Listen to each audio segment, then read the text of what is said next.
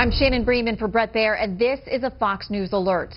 Tragedy struck over European skies today when a plane traveling from Spain to Germany crashed on a mountainside.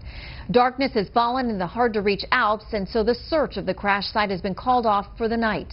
150 people are dead, and there are more questions than answers.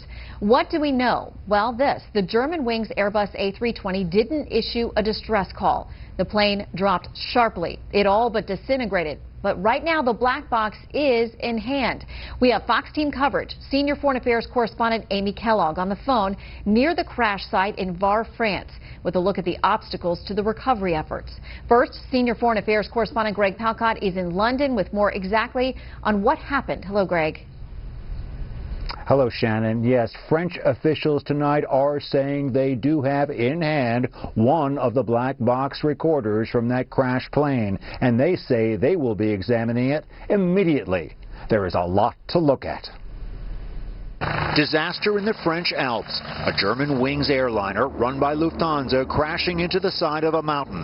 It's believed all 150 on board were killed. Our thoughts and prayers are with the relatives of the passengers and, of course, our crew. The plane left Barcelona just after 10 in the morning local time, 5 a.m. Eastern, on its way to Dusseldorf, Germany.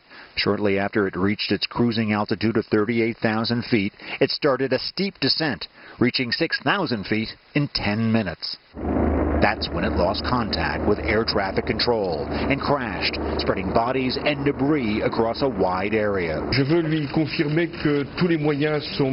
All resources have been put in place to understand the circumstances of the accident and to recover the victims.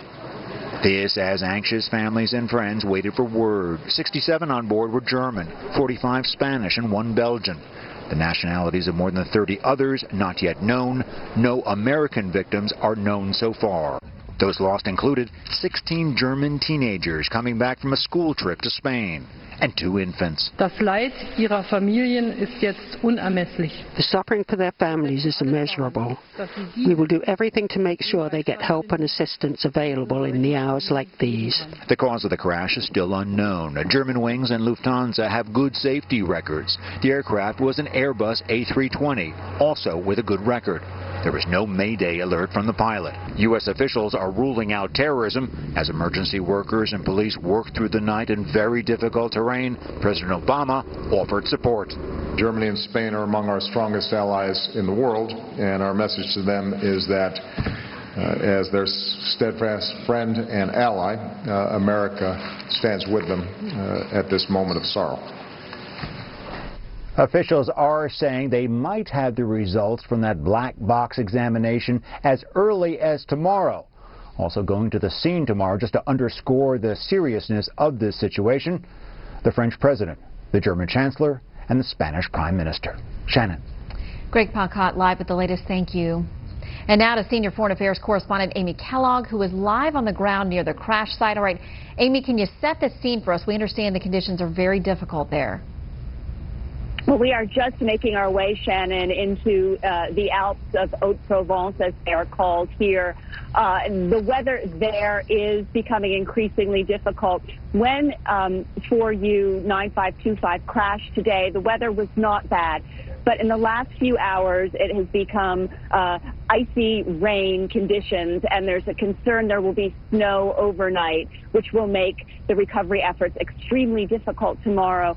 There also has been a lot of threats now of avalanches. So all of this, considering that the crash site itself is not accessible by road in any way, Shannon, just adding to all of the complications. Helicopters tomorrow, if the weather is permitting, will be moving in groups of 5, choppering recovery teams to the site to bring pieces of the wreckage and bodies back down to a command and control center, which is about a 4-minute trip for them, but it is very labor intensive.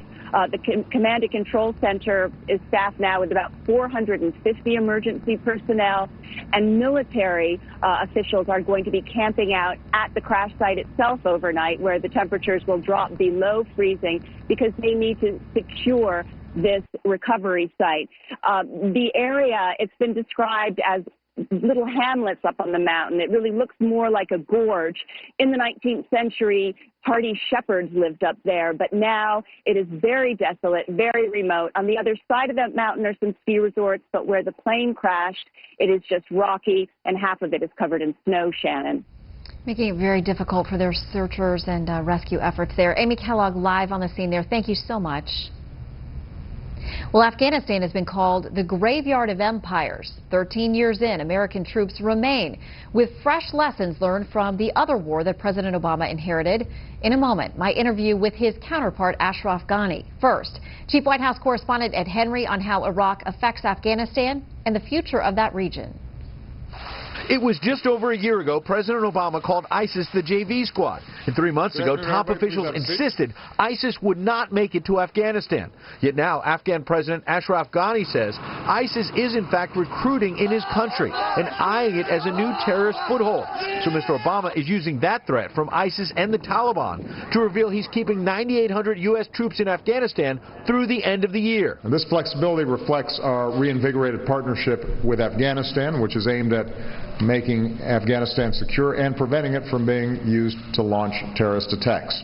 That puts a positive spin on both the fact that in the last 24 hours, 13 people were killed by a gunman in an Afghan terror attack, and on the fact that the president's new flexibility is actually a walk back on his promise to reduce the number of U.S. troops on the ground this year to 5,000.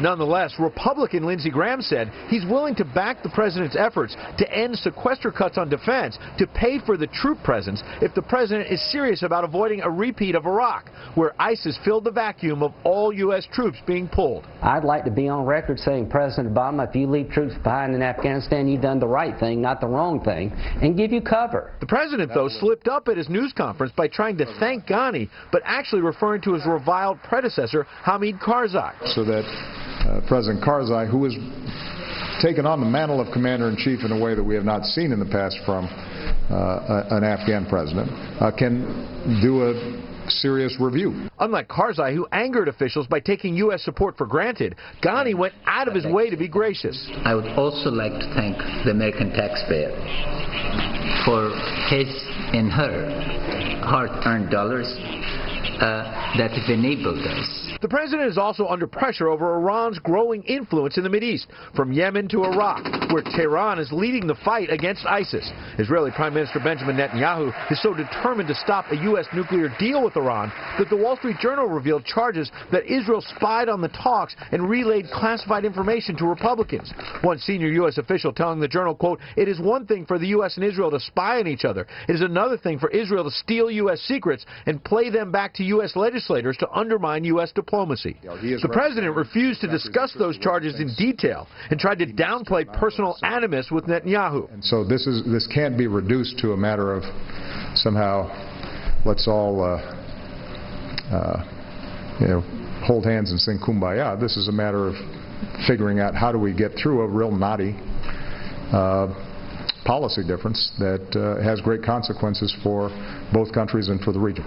Now, on Afghanistan, White House officials are stressing the end date is not changing. They still hope to have just about 1,000 troops at the end of 2016 focused on securing the U.S. Embassy, and they say the combat mission is still over, though let's be clear, U.S. troops are going to be in harm's way, whether it's called combat or not. Shannon, back to you. Ed, thank you. Joining me now to discuss his meeting with President Obama and the future of his country and the region, Afghan President Ashraf Ghani. Good evening, Mr. President. Good evening to you and to your viewers. You had a meeting with the president today. Afterwards, you both spoke with the press, and the president talked about keeping some 9,800 U.S. troops in Afghanistan through the end of the year, giving you some flexibility. But beyond that, discussions will continue on a drawdown at some future point. How critical is that to the ongoing stability of your country? It's very important. I'm greatly appreciative of the decision that President Obama took today. We had lost about 8 months of time last year because of President Karzai's refusal to sign the bilateral security agreement in the election. We've been making up for this, and this window of opportunity would allow us to focus on leadership within our security forces, on vitalizing their spirits, and on providing them with a clear sense of direction and in facing the conflicts that are likely to be happening. You've talked a great deal about being on the front lines of a lot of terror issues. Both you and our Secretary Kerry, as you just mentioned, have talked about the growing efforts by ISIS to take root in Afghanistan, to recruit there. What are your concerns and what's your strategy? Our concerns are to prevent this evil phenomena from taking hold. We are ready to speak truth to terror and make sure that our people who have voted for us stand from within the world of Islam against this aberration. The other phenomena is that they go through 4 phases, which is organize, orient, decide, and act. We are making sure that they do not reach the stage of action and that they're denied a platform for the type of violence deeds such as the burning of the innocent Jordanian pilot or the destruction of cities or taking of communities hostage.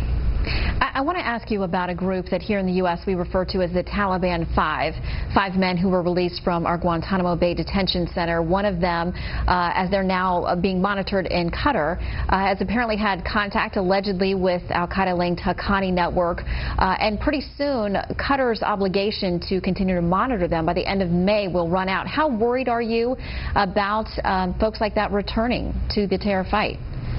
Well, in the past, there have been incidences of released people engaging in conflict, and we all need to be vigilant to preempt this. The government of Qatar has fulfilled its obligation. I hope that they would still continue to adhere to those obligations under which the prisoners were released. Okay, I want to talk to you about Iran. Ahead of your election, there were a lot of concerns from people who would be considered part of your team about its influence in Afghanistan. It's showing a growing influence, in fact, some aggression across that region on many different fronts. How do you feel about how that's playing out in Afghanistan, and are you confident that the U.S. will have enough influence in the region to push back on some of those fronts? We are responsible for holding our security, ensuring our territorial integrity, and standing against risks. And simultaneously, we are part of the neighborhood and need to ensure that the neighborhood functions. And I hope that all governments will stop using proxies as their instruments of policy, because terror, now it's clear, cannot be owned and not have a blowback effect. You had a chance, you mentioned yesterday, to visit with the widow of Major General Harold Green, who died there in Afghanistan, was killed last August. What kind of conversation did you have with her? I'm referring to retired Army Colonel Susan Myers. It was very brief, unfortunately. I was speaking at the Pentagon to thank the descendants of those who lost their lives in Afghanistan. I believe 2,215 American servicemen and women paid the ultimate sacrifice. General Green, to my knowledge, is the highest ranking. So I thanked her, and she was there to express support for the remaining troops and for the enlisted people. She's a fantastic person, a patriot, and a humanitarian who wants to make sure that the sacrifice of her husband would not be in vain, and that we would be able to create a stable and prosperous Afghanistan. And I invited her to come and visit us and to honor her husband's contribution and sacrifice. And in thanking her and all of the other service members, I know you've been vigilant about mentioning those who were wounded, thanking the administration, even thanking the U.S. taxpayer. It seems that you are striking a very specific tone on this visit. Yes, the U.S. taxpayer needs to be thanked, because the contributions are the results of very hard-working Americans. who, after the 2008 fiscal crisis globally and in the United States, have had to do with less.